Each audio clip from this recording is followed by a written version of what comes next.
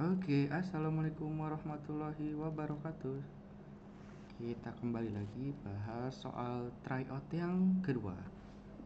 Yuk, di sini diberikan data terkait dengan penerapan tilang elektronik. Nah, informasi pada berita tersebut di atas itu menegaskan bahwa apa? Karena ini berkaitan dengan iptek, maka carilah jawaban yang terkait dengan kemajuan iptek. Yang mana? Apakah yang semua bentuk iptek akan berdampak positif? Tidak semua, ada juga iptek itu yang berdampak negatif.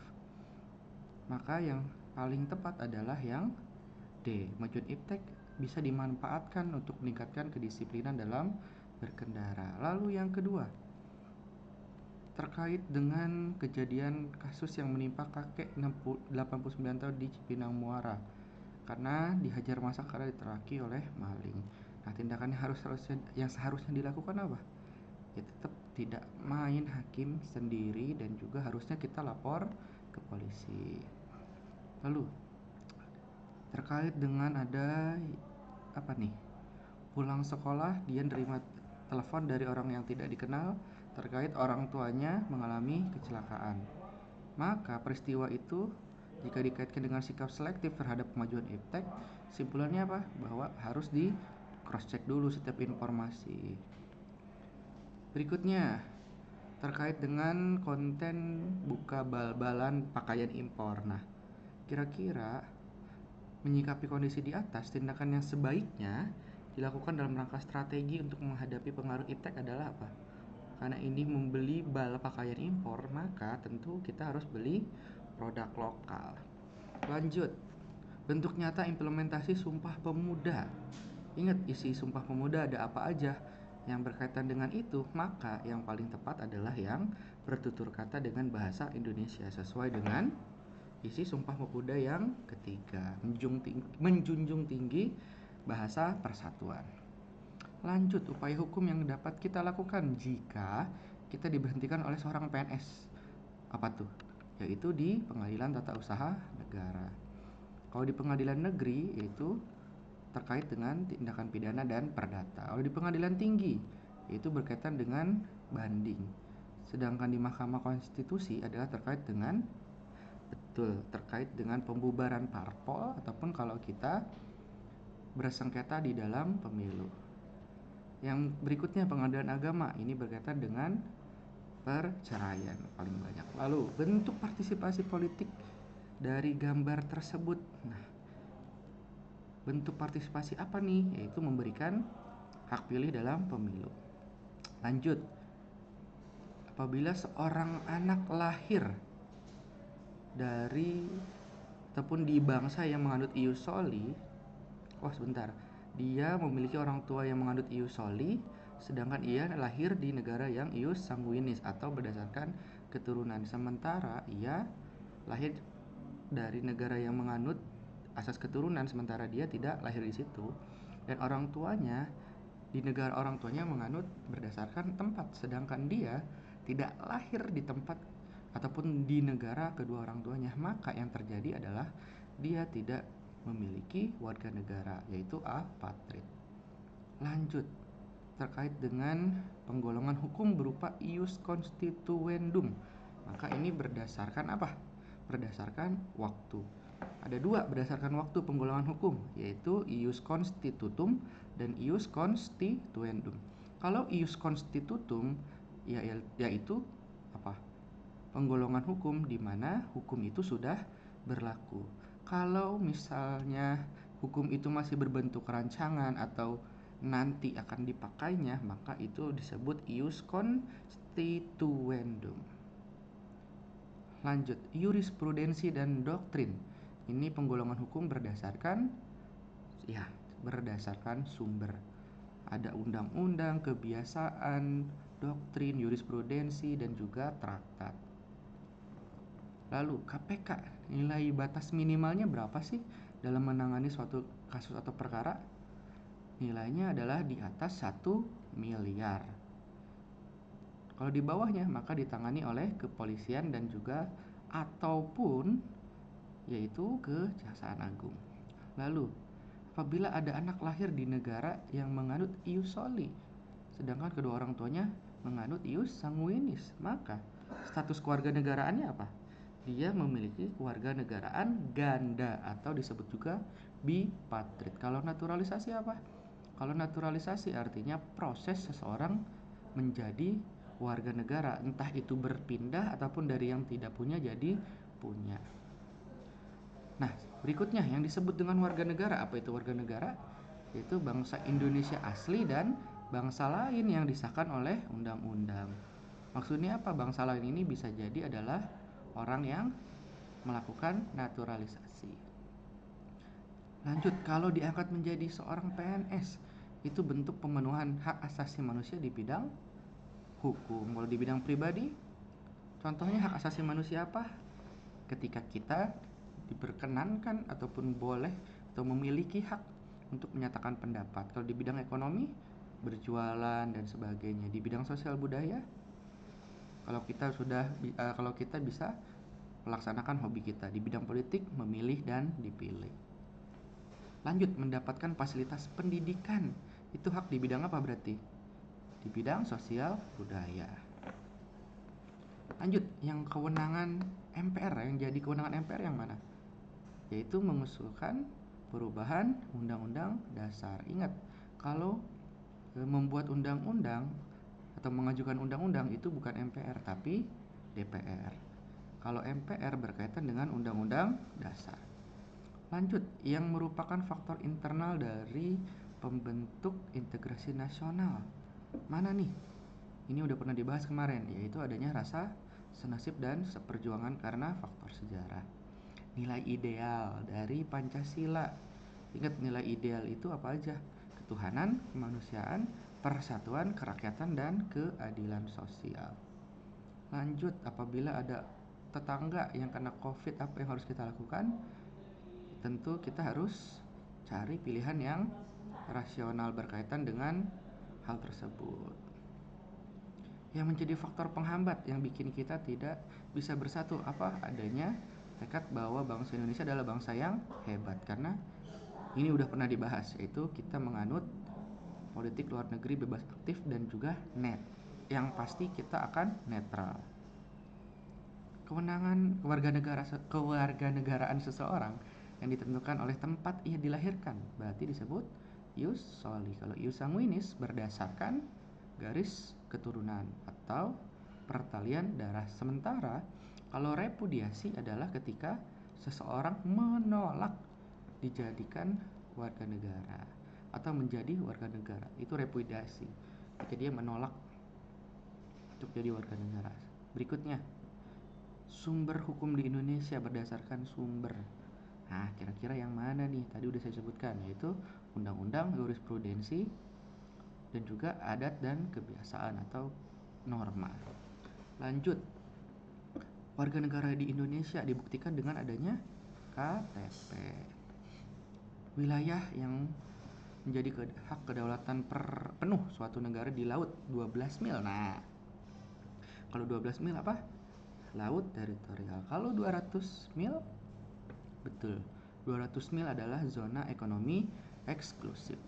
Lanjut, salah satu kewenangan pemerintah pusat adalah betul, pertahanan dan keamanan yang kuat. Lanjut, pengangkatan anggota komisi yudisial dilakukan oleh siapa? Oleh presiden. Lanjut, dalam memberikan putusan, hakim tidak perlu mempertimbangkan tuntutan. Yang harus dilihat adalah jawabannya adalah dakwaan. Ingat, teknisnya adalah pertama kali ketika seseorang diproses hukum, maka yang dilakukan adalah pertama dia di BAP di dalam ataupun di kepolisian. Setelah berkas perkaranya lengkap dan bisa dilanjutkan proses hukumnya menuju persidangan, maka istilahnya adalah P21. Berkas itu dilimpahkan. Kemana? Dilimpahkannya adalah ke Kejaksaan Agung untuk nantinya dibuat yang namanya surat dakwaan. Kemudian Kejaksaan Agung mendaftarkan itu ke pengadilan. Barulah proses persidangan itu dijalankan. Pertanyaannya, kenapa harus dakwaan? Konsep dasarnya seperti ini. Ketika ada temanmu maling dan kamu melihatnya Maka ketika kamu ingin melapor, anggap aja hakim itu adalah orang yang menjadi tempat kita untuk melapor, atau istilahnya mungkin contoh aja ada teman kamu ngambil handphone di sekolah, lalu kamu melaporkan kepada wali kelas. Contohnya seperti itu. Nah, wali kelas kamu ini bertindak sebagai hakim contohnya.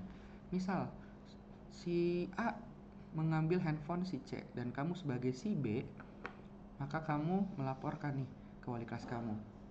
Ketika kamu melaporkan, maka kamu perlu menjelaskan runtutan cerita itu. Nah, itu ada di dakwaan tuh. Menjelaskan nih kenapa si A ini gimana ngambilnya dan sebagainya yang kamu lihat.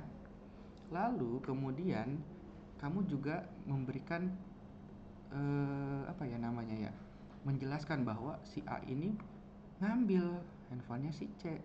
Nah, itulah yang namanya dakwaan. Kemudian ketika kamu sudah mulai memberitahu kepada wali kelas kamu, misal, Pak udahlah dihukum, dihukum aja anaknya, suruh balikin. Maka kalimat kamu meminta wali kelas kamu untuk memberikan hukuman kepada si A itu termasuk ke dalam tuntutan. Maka yang harus dilihat oleh wali kelas, apakah tuntutan tersebut? Tentu tidak. Yang dilihat adalah benar nggak laporan kamu terkait si A ngambil handphonenya si C. Itu dakwaan tadi yang dilihat. Itu sedikit kurang lebih alurnya ataupun sedikit logikanya supaya gampang dipahami. Lanjut, kasus pelanggaran hak paten slide to unlock antara Apple dan juga Samsung. Apabila ini terjadi di Indonesia, disidangkan di mana? Perkara perdata ini, maka yang namanya perdata dan pidana itu ada di pengadilan negeri. Lanjut, lembaga yang mengawasi aliran kepercayaan yang dapat membahayakan masyarakat dan negara. Ini adalah kewenangan siapa? Kewenangan dari Kejaksaan Agung. Ini ada di tugas yang pernah saya berikan kepada kalian nih, terkait kewenangan lembaga penegak hukum. Lanjut, kewenangan tersebut sejatinya merupakan kewenangan dari lembaga. Nah, KPK ini merupakan kewenangan memiliki kewenangan dua lembaga sekaligus, yaitu apa? Dia bisa menangkap, menahan, sampai melakukan penuntutan. Maka ketika dia menangkap dan menahan, itu adalah kewenangan dari kepolisian. Sedangkan dia bisa mendakwa dan menuntut, itu adalah kewenangan dari lembaga Kejaksaan Agung. Itu kekhususannya KPK. Sekarang, sidang vonis terhadap Kuat Ma'ruf. Kemudian tim kuasa hukum mengajukan banding. Nah, sidang banding dilakukan di mana? Di Pengadilan Tinggi. Pertanyaannya, Tinggi DKI Jakarta atau Pengadilan Tinggi Jakarta Selatan? Yang tepat adalah Pengadilan Tinggi DKI Jakarta. Kenapa? Karena ada tingkatannya peradilan itu. Ketika di tingkat wilayah, tingkat kabupaten kota, maka itu disebut pengadilan negeri. Tapi kalau tahap banding akan diadakan di pengadilan tinggi, yang mana itu tingkat provinsi. Sedangkan kalau Mahkamah Agung, yang mana itu adalah persidangan tingkat kasasi, maka dilaksanakan tingkatnya adalah tingkat nasional. Lanjut, penangkapan itu bentuk nyata dari apa? Penegakan hukum atau perlindungan hukum. Perlindungan hukum itu ketika ada peraturan yang melindungi kita. Nah, kalau ada yang melanggar terhadap hak-hak kita, maka tindakan tersebut masuknya ke penegakan hukum. Harus diingat, perlindungan hukum itu kurang lebih contohnya kayak tata tertib. Itu untuk melindungi hak-hak kalian. Sementara kalau ada yang melanggar tata tertib lalu dihukum, itu bentuknya adalah penegakan hukum. Lalu, pelaporan harta kekayaan itu merupakan pelaksanaan asas apa? Kepentingan umum, akuntabilitas, keterbukaan, atau yang lain? Keterbukaan. Kenapa? Karena bukan akuntabilitas itu terkait dengan tanggung jawab, pertanggungjawaban terhadap apa yang sudah kita lakukan. Contoh, kalau misalnya kinerja OSIS selama 1 tahun, itu biasanya akan dipertanggungjawabkan, dilaporkan pertanggungjawabannya melalui musyawarah akhir tahun. Itu pertanggungjawaban. Jadi pekerjaan kita selama setahun ke belakang kita pertanggungjawabkan. Tapi pelaporan harta kekayaan ini sifatnya adalah sukarela. Mau melaporkan silahkan, enggak juga nggak masalah. Maka ini berkaitan dengan asas keterbukaan. agar publik tahu seberapa sih harta kekayaan orang ataupun beberapa pejabat yang dibiayai oleh uang negara. Lalu penggunaan uang digital ini kemajuan ataupun dampak positif efek di bidang ekonomi. Udah gampang lah. Dalam satu kasus tindak pidana yang berhak melakukan penggeledahan adalah kepolisian. Pinter. Dalam menjalankan tugas, BPK menyerahkan hasil pemeriksaannya kepada MPR. Atau sering saya bilang MPR itu adalah kolaborasi antara DPR dan DPD. Ibaratnya DPR sama DPD lagi collab nih, DPR x DPD, muncullah nama baru namanya MPR gitu kurang lebih. Lalu hukum acara baik itu pidana ataupun perdata itu contoh dari jenis hukum formal. Kemudian meskipun lahir dari keluarga yang dipandang di daerahnya, Raisa tetap tampil sederhana. Nah, ini merupakan pengamalan dari sila keberapa? Sila ke-5. Kenapa sila ke-5 bukan sila kedua? Karena ingat, sila kedua itu berkaitan person to person atau seseorang yang satu dengan orang yang lain. Kalau sila ke-5 itu berkaitan dengan warga negara dan juga negara. Bisa juga antara satu orang dengan orang yang banyak. Saya pernah menjelaskan kepada kalian bahwa contohnya ketika kita memberikan sumbangan kepada fakir miskin yang ada di jalan, ketika itu memberikan sumbangan, maka itu adalah sila kedua. Tapi ketika kamu memberikan bantuan berupa takjil, buka puasa, ketika itu orangnya lebih banyak, lebih dari satu, maka itu adalah sila ke-5. Lanjut, kisah Rianto. Ini sempat rame nih tahun 2000 nih. Kisah Rianto yang mengambil ketika menjaga proses misa Natal, kemudian dia melihat adanya bom di bawah kursi, lalu dia ambil, dia dekap menjauh dari gereja sehingga ia harus meledak bersama bom tersebut. Itu merupakan pengamalan dari sila keberapa? Sila ke-3, Persatuan Indonesia. Kenapa bukan sila ke-1? Karena sila ke-1 fokusnya lebih kepada ibadah. Kalau ini sifatnya kemanusiaan tapi berkaitan dengan persatuan. Karena ada satu ataupun ada dua hal yang bertolak belakang, yang berbeda, sehingga ketika dua hal yang bertolak belakang atau yang berbeda ini berkaitan dengan kemanusiaan, maka itu lebih masuk ke sila persatuan. Terakhir, berdasarkan wujudnya hak untuk hidup itu contoh dari hukum apa? Dari subjektif. Sampai sini inilah sedikit tryout kedua kita pembahasannya. Terima kasih banyak. Selamat melaksanakan tryout. Saya akhiri. Selamat melaksanakan tryout ini. Selamat melaksanakan ujian sekolah besok. Mudah-mudahan hasilnya memuaskan. Saya akhiri. Assalamualaikum warahmatullahi wabarakatuh.